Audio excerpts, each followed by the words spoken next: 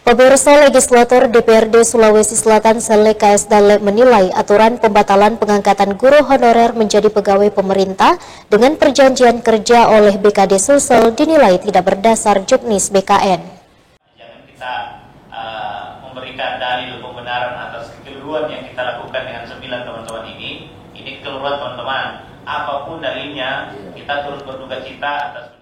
Kunjungan anggota DPRD Sulsel ke Badan Kepegawaian Negara BKN sebagai tindak lanjut pengaduan 9 guru honorer di Sulsel yang gagal diangkat menjadi pegawai P3K karena diduga lalai melakukan pengunggahan berkas daftar riwayat hidup hingga dianggap mengundurkan diri. Dalam kunjungan legislator tersebut, Badan Kepegawaian Negara telah menegaskan jika 9 guru honorer di Sulsel yang telah lulus seleksi P3K namun gagal diangkat karena lupa mengunggah dokumen akhir, tidak boleh diganti kandidat lain, sehingga keputusan Badan Kepegawaian Daerah BKD Sulsel dinilai keliru. BKN juga menyebutkan tidak ada juknis yang mengatur mekanisme pergantian calon pegawai jika telah dinyatakan lulus. Sele membeberkan, jika surat BKD Sulsel terkait pergantian nama guru yang dianggap tidak lolos atau gagal menjadi P3K, ternyata tidak dapat ditindaklanjuti oleh BKN disebabkan kebijakan tersebut hanya berlaku pada seleksi P3K formasi guru.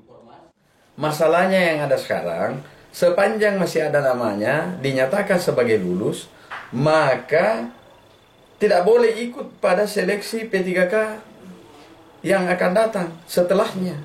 Karena namanya ada, tidak boleh double. Di database masih tercantum namanya. Ini yang dialami kalau 13 orang ini.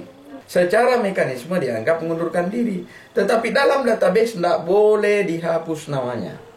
Nah, BKN tidak bisa mengambil keputusan sepihak. Apakah menerbitkan SK kepada yang bersangkutan 13 orang, BKN tidak boleh. Meskipun BKN yang memproses administrasinya itu. Soal penerbitan SK. Karena dia terkait dengan Kementerian Pendidikan karena guru, maka BKN akan melakukan koordinasi dengan Kementerian Pendidikan dan Kemenpan terkait 13 orang ini.